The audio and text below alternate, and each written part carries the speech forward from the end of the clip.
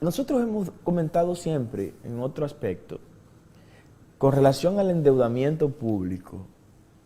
El endeudamiento público viene por una razón elemental. El endeudamiento público viene para completar el déficit presupuestario. Cuando hablamos de un déficit presupuestario, estamos hablando de los recursos que faltan para cubrir el gasto público. ¿El gasto público qué es? El gasto público es la suma, es la cantidad de recursos que el gobierno necesita para en un periodo determinado, en este caso 12 meses, un año, poder cumplir con sus expectativas de gobierno para ese periodo. Poder cumplir con la educación, poder cumplir con la salud, poder cumplir con la seguridad ciudadana, seguridad nacional. Entonces el Estado formula un presupuesto y ese presupuesto será un presupuesto que estará integrado primero por las recaudaciones. Es el rubro más importante. Para el año 2021, el presupuesto general del Estado tendrá lo que se conoce como carga fiscal. La presión fiscal es la cantidad de dinero que el Estado recauda, en este caso en el año, con relación al Producto Interno Bruto de la nación. En el año 2021, el Estado ha proyectado recaudar 13.9% del Producto Interno Bruto, 14%, redondelo un 14%.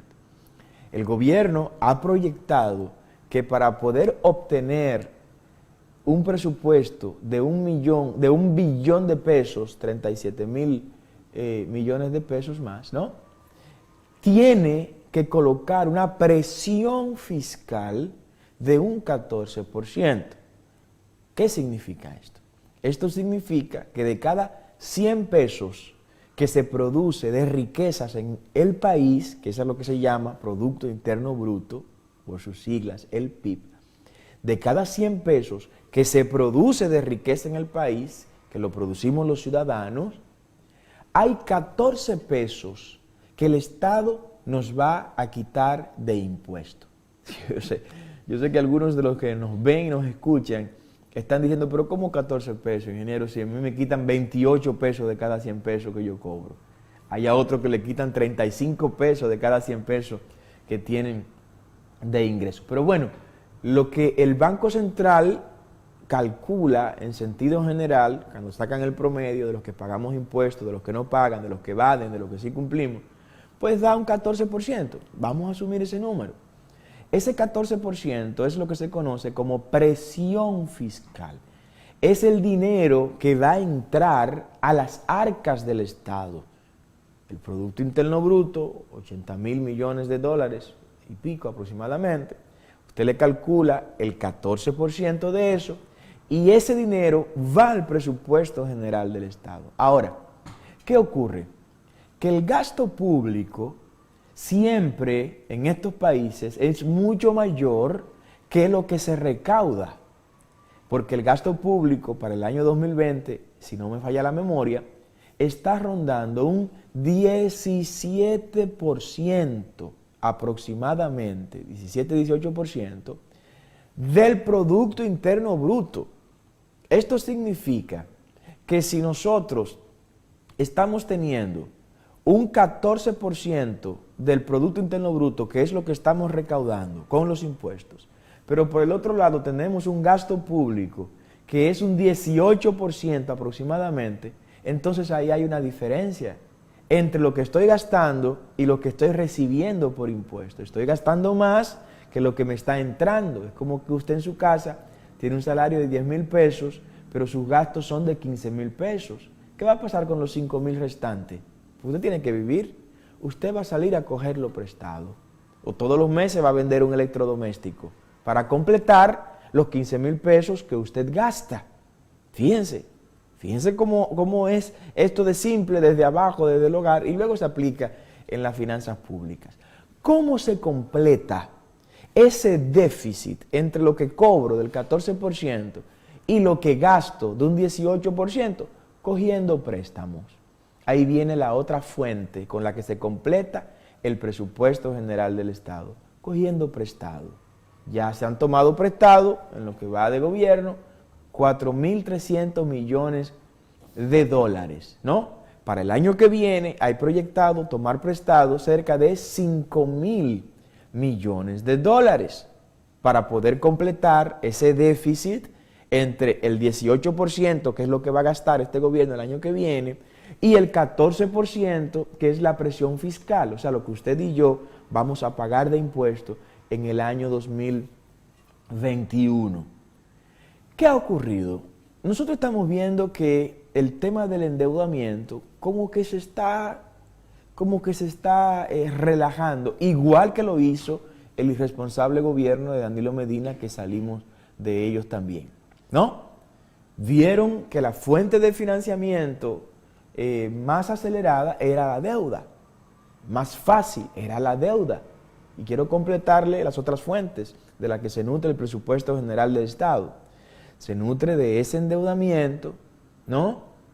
Se nutre de la participación empresarial del Estado. ¿A qué me refiero con esto? El Estado tiene empresas. El Estado tiene, por ejemplo, Ejeijaina, Ejeitabo, y tiene molinos dominicanos y todo lo demás. Bueno, esas empresas dejan unos beneficios todos los años. Ese beneficio viene al presupuesto general del Estado y también ayuda para que se complete ese presupuesto, que para nosotros esa debería ser la mayor fuente de ingreso de los estados. Los estados, que yo le voy a hacer una pregunta. AES, solo AES, la empresa norteamericana del sector energía, se lleva cerca de 200 millones de dólares todos los años de beneficio en el sector energía. 200 millones de dólares se lleva todos los años de beneficio. ¿Y por qué el Estado no puede tener esos beneficios? ¿Cuál es la razón por la que no puede tenerlo? Bueno, por lo que ustedes conocen, los neoliberales y todo lo demás que se meten ahí y que venden todo lo que encuentran en el camino para vender. Entonces, ¿qué ocurre? Otra fuente para financiar el presupuesto son las donaciones, muy pocas, ¿no? Estados, amigos que nos donan recursos y esos recursos vienen entonces a el presupuesto general del Estado y desde ahí se orienta a todo el aparato público. En el día de ayer volvió a aprobarse otro préstamo en el Congreso Dominicano. Ayer se tomaron de nuevo 20 millones de euros más. Óigame bien, 20 millones de euros más se aprobaron en el Senado de la República en el día de ayer. Y esos préstamos pequeños también nos preocupan. Y bueno, y digo pequeños porque cuando lo comparamos con los 4.300 millones de dólares que ya ha tomado este gobierno en 40 y pico de días, estos 20 millones de euros es algo pequeño. Pero de esos préstamos pequeños se pasan de manera permanente, silenciosa y sutil cantidades importantes, poco a poco. Y cuando usted viene a sumar estos préstamos pequeños en un periodo legislativo, en un año, vamos a poner un año o dos legislaturas, cuando viene a ver de préstamos chiquitos así, nos meten 500 millones de dólares o de euros tomados prestados. Yo quiero llamar la atención sobre eso.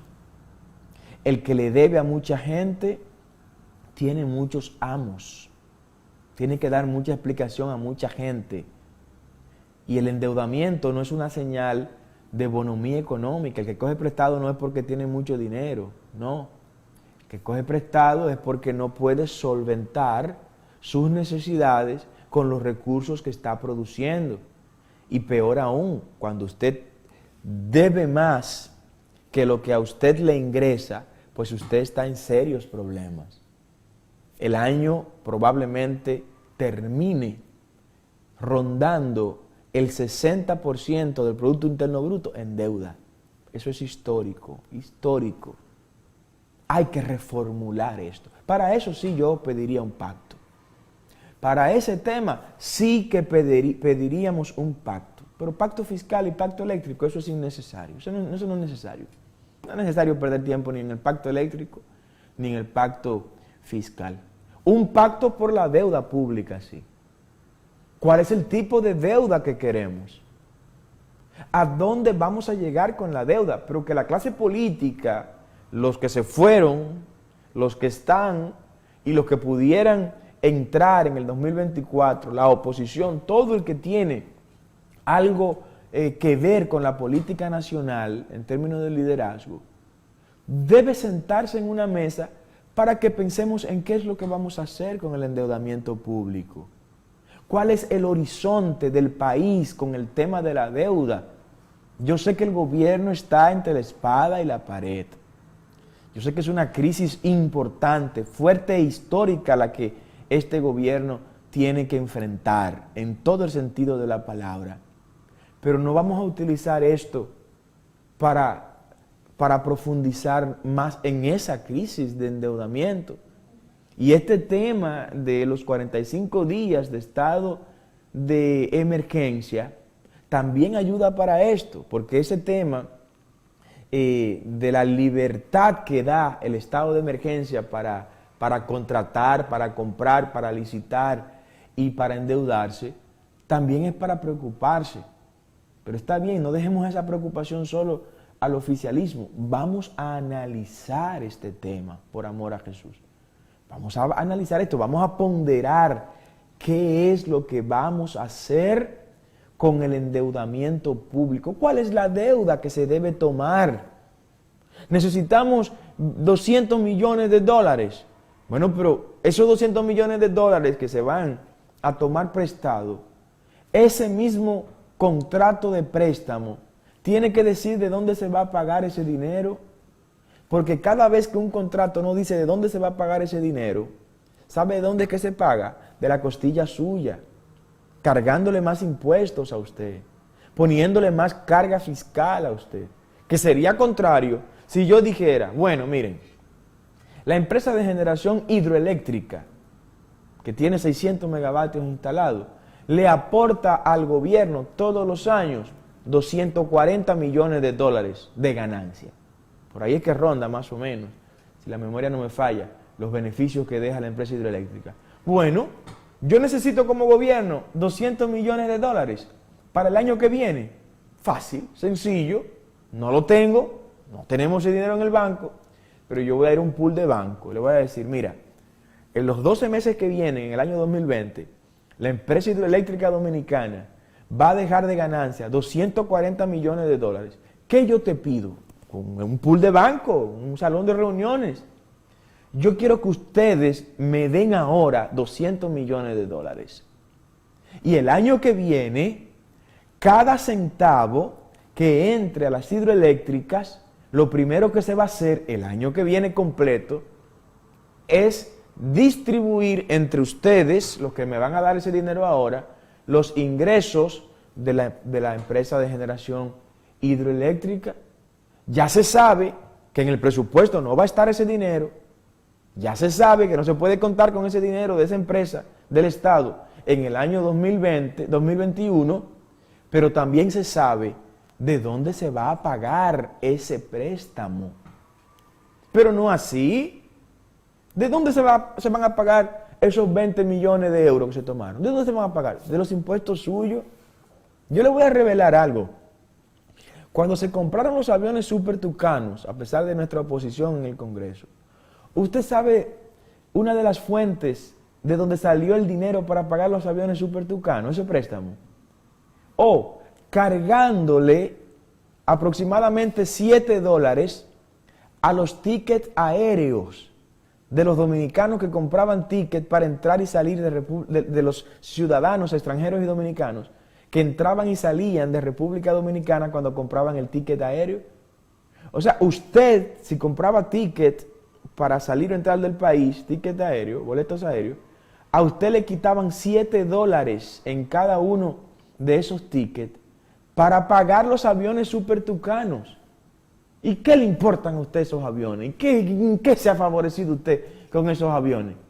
¿En qué han beneficiado esos aviones a este país más para que un grupo de vivos se alce con 25 millones de dólares.